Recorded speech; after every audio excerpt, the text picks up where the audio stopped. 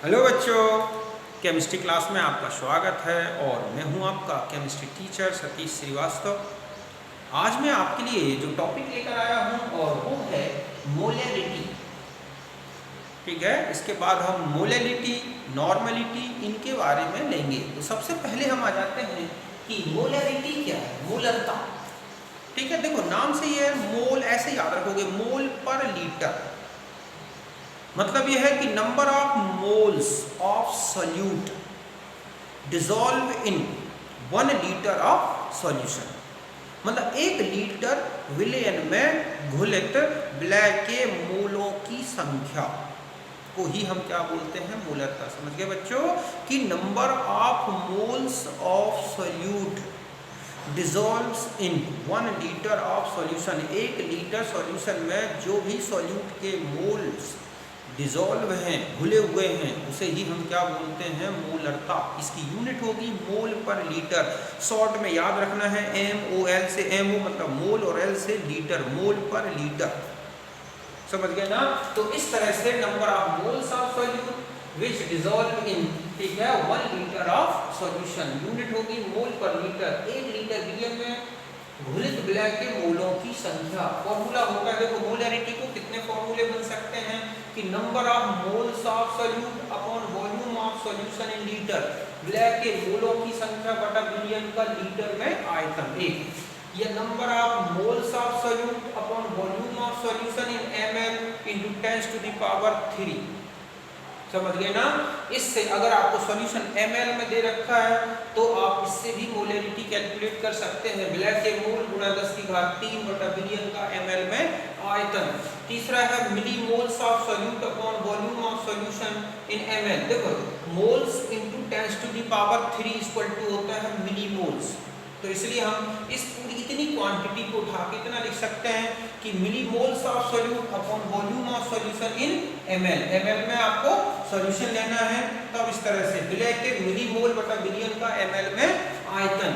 और अगर हम उसमें चले जाएं वेट परसेंटेज में, तो वेट परसेंटेज से ये रिलेटेड है molarity. Weight percentage into 10 into density of solution gram per ml में अपॉन में molecular mass of solute. Weight percentage into 10 विलयन का घनत्व बटा विलयन का अणु, सॉरी विलय का अणुभार। और एक और रिलेशन होता है W/V, wait volume into 10 upon में आ जाएगा, ठीक है, मॉलिक्यूलर मास ऑफ सॉल्यूट।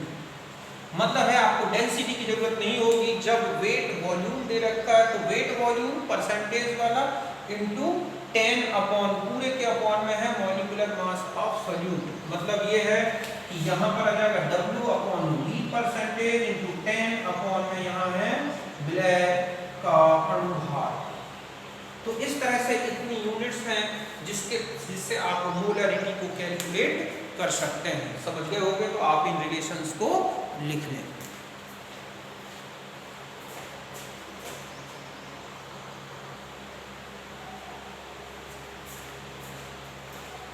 अब हम और भी रिलेशंस में आते हैं मोलैरिटी के। देखो एक और होता है मोलैरिटी कैलकुलेट करने का फॉर्मूला, वो है स्ट्रेंथ ऑफ सॉल्यूशन, जो कि ग्राम पर लीटर में होती है upon molecular weight of solute. अगर आपको डायरेक्ट स्ट्रेंथ दी है, विलयन की शक्ति दी है, और तो उसमें आप सॉल्यूट के मॉलिक्यूलर मास अर्थात विलय के अणुभार से डिवाइड कर दें, मोलैरिटी कैलकुलेट हो जाएगी।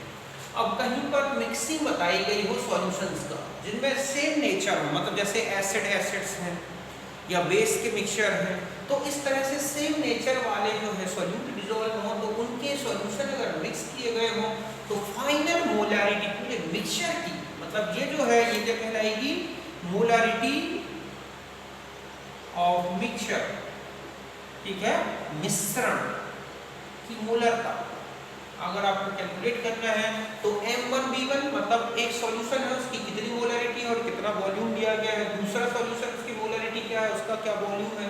इसी तरह जितने भी सॉल्यूशंस आपको दे रखे हैं उनकी मोलैरिटी और वॉल्यूम को एक दूसरे से क्या कर दें, मल्टीप्लाई कर दें और फिर उनको जोड़ दें और टोटल वॉल्यूम कितना है उससे डिवाइड कर दें। अगर सबका वॉल्यूम अलग अलग दे रखा है सबको ऐड कर दें, टोटल बता दिया है तो टोटल से डिवाइड कर दें, तो इससे हमें फाइनल मोलैरिटी कैलकुलेट कर सकते हैं। मिक्सचर समझ के ना मिश्रण की मोलरता निकाल सकते हैं। अगर डाइल्यूशन किया गया हो कि इतनी मोलरिटी का इतना ml लिया गया और डाइल्यूट करके इतना कर दिया गया तो मोलरिटी क्या होगी, तो आपको M1V1 मतलब इक्वल टू होता है M2V2।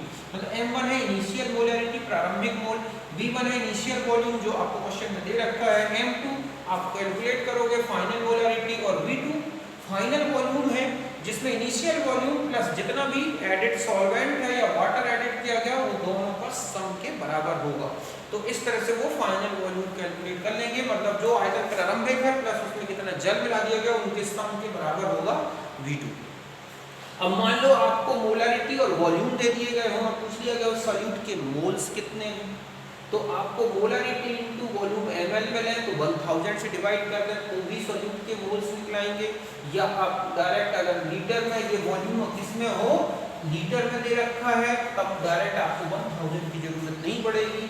Number of moles of solute equal to m into v, litre में वॉल्यूम इनटू मोलरिटी। अब आपको कोई सॉल्यूशन दे रखा है, उसका वॉल्यूम दे रखा है, मोलरिटी दे रखी है और पूछा है उसमें कितना सॉल्यूट डिसॉल्व है, विलय की घुलित मात्रा निकालनी है आपको, ठीक है, विलय की घुलित मात्रा। तो ये फॉर्मूला है m into v into mw upon 1000। m मतलब कितनी मोलरिटी का सॉल्यूशन है, कितना वॉल्यूम दिया गया है उसमें, और उसमें जो है सॉल्यूट का मॉलिक्यूलर मास उससे मल्टीप्लाई करना है, 1000 से डिवाइड करना है। ये किसमें होना चाहिए लेकिन ml में, तब 1000 आएगा। लीटर में होगा तो जरूरत 1000 की नहीं पड़ेगी। तो इससे आप किसी सॉल्यूशन में कितना सॉल्यूट डिसॉल्व है ग्राम में वो कैलकुलेट कर सकते हैं। तो आप समझ गए होंगे मोलरिटी के मैंने आपको सभी रिलेशंस बता दिए, वेट परसेंटेज से रिलेशन बता दिया, वेट वॉल्यूम परसेंटेज से इंडिविजुअल मोलरिटी कैलकुलेट। तो ये सब रिलेशंस आपको एक लिख के और याद कर लेना है ताकि आपसे इनसे रिलेटेड सारे क्वेश्चंस आपसे बन जाए, तो आप इसे नोट करें।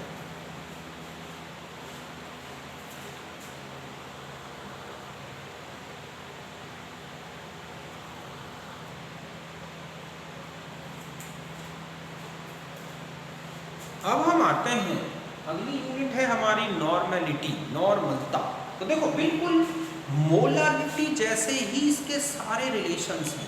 वहां हमने देखा था कि number of moles of solute dissolves in 1 litre of solution. तो यहाँ पर है कि जो नॉर्मलिटी है वो है number of gram equivalents of solute dissolves in 1 litre of solution. मतलब यहाँ पर सॉल्यूट के ग्राम इक्विवेलेंट्स लिए गए हैं जो 1 लीटर में डिसॉल्व होते हैं। समझ गए बच्चों, 1 लीटर बिलियन में विलय के ग्राम तुल्यांकों की संख्या कि नंबर ऑफ ग्राम इक्विवेलेंट्स, ठीक है, dissolve in 1 litre of solution. और इसकी जो यूनिट होगी, ठीक है, वो होगी ग्राम इक्विवेलेंट पर लीटर। अभी मैं बताऊंगा कि आप ग्राम इक्विवेलेंट जो होते हैं, ग्राम इक्विवेलेंट इक्वल टू होता है अमाउंट ऑफ, ठीक है, सॉल्यूट अपॉन में क्या करना होता है इक्विवेलेंट मास ऑफ सॉल्यूट। मतलब विलय की मात्रा जो आपको दी गई होगी क्वेश्चन में, बटा विलय का क्या करना होता है, विलय का तुल्यांकी भार। ये है ग्राम तुल्यांक का फॉर्मूला निकालने का। तो आपको डायरेक्ट इक्विवेलेंट नहीं दे रखे होते हैं ग्राम इक्विवेलेंट, बल्कि सॉल्यूट की ग्राम में अमाउंट दे रखी है। तो पहले आप उसे इक्विवेलेंट में चेंज कर लोगे, फिर ये रिलेशंस लगाओ। तो देखो पहला है कि नंबर ऑफ ग्राम इक्विवेलेंट्स, ठीक है, of solute upon moles of solution in litre. Black के ग्राम तुल्यांकों की संख्या बटा बिलियन का लीटर में आयतन मैंने आपको बता दिया। ग्राम इक्विवेलेंट ग्राम तुल्यांक कैसे निकालेंगे, तो amount of solute upon equivalent mass of solute. Black की ग्राम में मात्रा बटा विलय का तुल्यांक की भार। दूसरा है कि number of gram equivalent of solute in 10⁻³ upon volume of solution in ml। समझ गए ना, अगर आप ml में ले रहे हैं तो यहाँ 10⁻³ आ जाएगा, क्योंकि number of gram equivalents in 10⁻³ equal to होता है मिली इक्विवेलेंट। तो हम ऐसा भी लिख सकते हैं नंबर ऑफ मिली इक्विवेलेंट, ठीक है, ऑफ सॉल्यूट जो कि सॉल्यूट के हैं अपॉन में वॉल्यूम का जो है सॉल्यूशन का वॉल्यूम किसमें लेना है ml में। विलय के मिली तुल्यांक बटा बिलियन का ml में आयतन।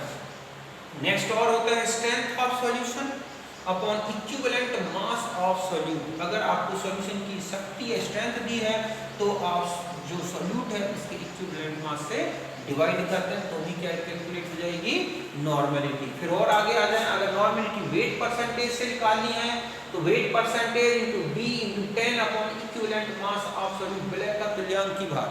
वहां पर जब हम मोलरिटी कैलकुलेट कर रहे थे तो यहाँ मॉलिक्यूलर मास आया था, यहाँ पर सिर्फ अंतर आया है इक्विवेलेंट मास का।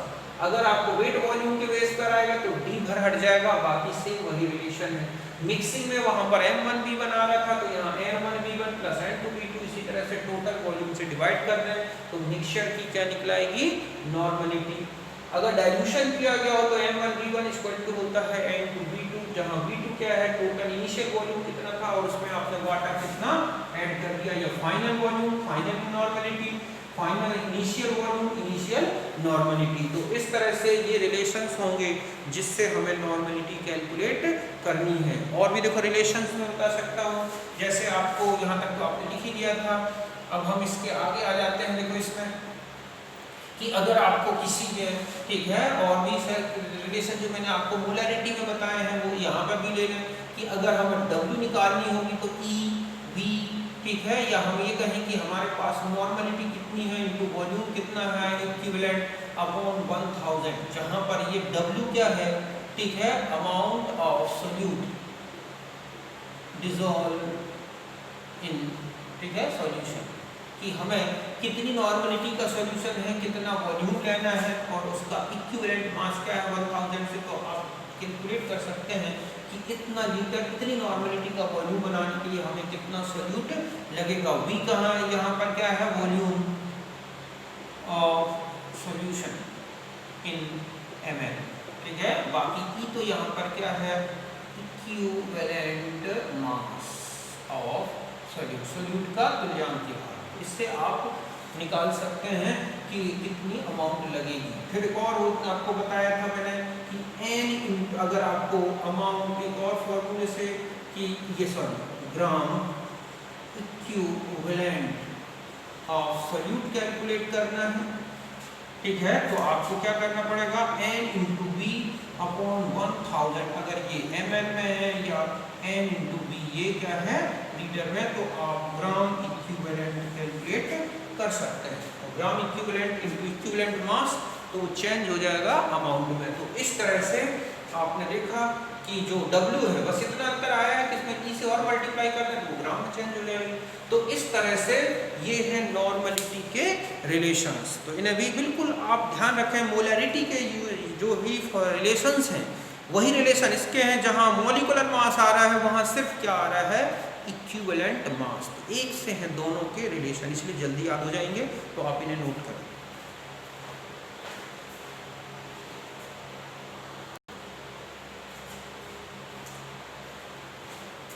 अब हम आते हैं मोलैलिटी, मोललता। समझिए बच्चों ये क्या है मोललता। तो देखो थोड़ा सा डिफरेंस है। मोलरिटी में आपने देखा था कि number of moles of solute dissolve in 1 litre of solution. तो यहाँ पर जो मोलरिटी है ये है number of moles of solute dissolve in 1 kilogram of solvent. देखो मोल दोनों में है सॉल्यूट के मोल। वहाँ पर सॉल्यूशन का वॉल्यूम आया था लीटर में, यहाँ पर सॉल्वेंट आया है सॉल्यूशन की जगह, वहाँ लीटर में था यहाँ किलोग्राम में आया है। मतलब ये है कि number of moles of solute dissolve in 1 kilogram of solvent. 1 kilogram विलायक में घुलित विलय के मोल जो इसकी यूनिट होगी वो मोल पर किलोग्राम में होगी। मतलब इसके जो रिलेशंस बनेंगे कि moles of solute upon mass of solvent in kilogram ठीक है। Moles of solute into 10 to the power 3 upon mass of solvent in gram ठीक है बच्चों। विलय के मोल बटा विलायक का किलोग्राम में द्रव्यमान, तो विलय के मोल गुणा 1000 बटा विलायक का द्रव्यमान ग्राम में लेना है। जो सॉल्यूशन में आपको मैंने सॉल्युबिलिटी बताई थी जिसमें आया था कि ग्राम ऑफ या ठीक है amount of solute in gram which dissolve in 100 gram of solvent.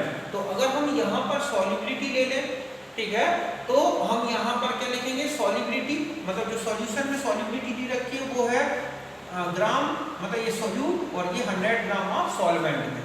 तो टोटल 1000 ग्राम में कितना हो जाएगा, तो 10 से मल्टीप्लाई कर दें तो ये हो गई सॉल्युबिलिटी, ठीक है। आप सॉल्यूशन जो भी दे रखी है उसमें आप मॉलिक्यूलर मास ऑफ सॉल्यूट से डिवाइड कर दोगे तो यहाँ मोलैलिटी कैलकुलेट हो जाएगी। क्यों? क्योंकि ये 1 किलोग्राम में सॉल्यूट की अमाउंट हो जाएगी, मतलब 10 से मल्टीप्लाई कर दें और उसको हम डिवाइड कर दें मॉलिक्यूलर मास ऑफ सॉल्यूट से, तो वो मोलैलिटी के बराबर हो जाएगी। तो ये रिलेशन भी याद रखना है। अब हम आ जाते हैं दोनों का रिलेशन। ये है रिलेशन, ठीक है, बिटवीन मोलैरिटी और, ठीक है, मोलैरिटी और मोलैरिटी। तो अगर हम यहाँ चलें तो मोलैरिटी क्या है? मोल्स ऑफ सॉल्यूट, ठीक है, अपॉन मास ऑफ सॉल्वेंट होता है। और अगर मोलैरिटी में जाते हैं तो moles of solute upon volume of solution होता है।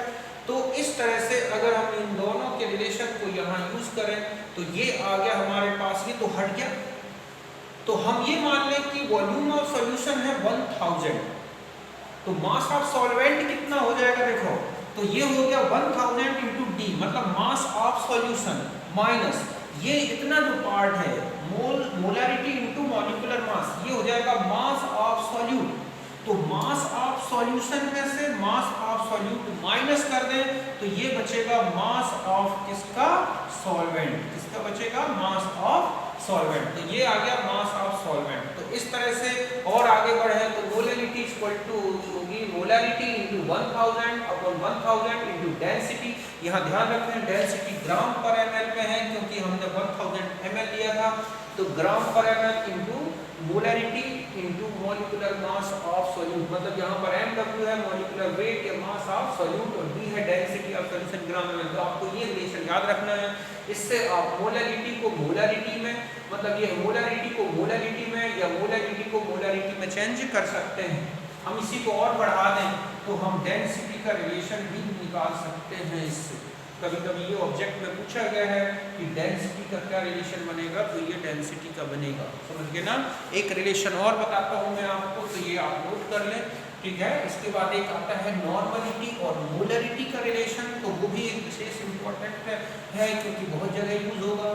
ये अक्सर स्टोइकियोमेट्री में आ जाता है। तो देखो एक रिलेशन होता है, रिलेशन बिटवीन, ठीक है, नॉर्मलिटी एंड मोलैरिटी। तो ये रिलेशन होता है normality equal to molarity into, ठीक है, मॉलिक्यूलर मास ऑफ सॉल्यूट, जो भी आपको दे रखा है अपॉन में आ जाएगा इक्विवेलेंट मास ऑफ सॉल्यूट, जिसे हम n फैक्टर भी बोलते हैं, समझ लेना। ये मैंने पहले बता चुका हूँ मोल वाली कॉन्सेप्ट वाली यूनिट में, आप वहाँ अच्छी तरह से देखोगे तो n फैक्टर की सारी डेफिनेशन, सारे रिलेशन। तो normality equal to molarity into molecular mass of solute upon equivalent mass of solute या n फैक्टर से। तो इस तरह से आप इससे नॉर्मलिटी में चेंज कर सकते हैं मोलैरिटी को, या मोलैरिटी को नॉर्मलिटी में चेंज कर सकते हैं। तो ये नॉर्मलिटी, मोलैरिटी और मोलैलिटी, मैंने तीनों के सारे रिलेशंस बता दिए, सारे फॉर्मूले बता दिए। आप इन फॉर्मूले को एक लिख के और उनको अच्छी तरह से याद कर लें, फिर उनसे रिलेटेड हम सारे क्वेश्चंस अब करेंगे न्यूमेरिकली, जो हम अगले वीडियो में मिलेंगे, ठीक है। तो आप इन रिलेशंस को याद करें, और जो भी आपको लगता है कि कोई मेरे वीडियोस, मतलब आपको क्या करना है बच्चों की, एक तो मेरे वीडियोस को लाइक करना है, उनको आपको, ठीक है, सब्सक्राइब करना है, और जो भी आपकी सजेशन हो उसे कमेंट बॉक्स में क्या करो, लिखो, ताकि मैं और भी अच्छा आपके लिए कर सकूँ, ठीक है। तो मैं मिलता हूँ अगले वीडियो में। Bye, thank you.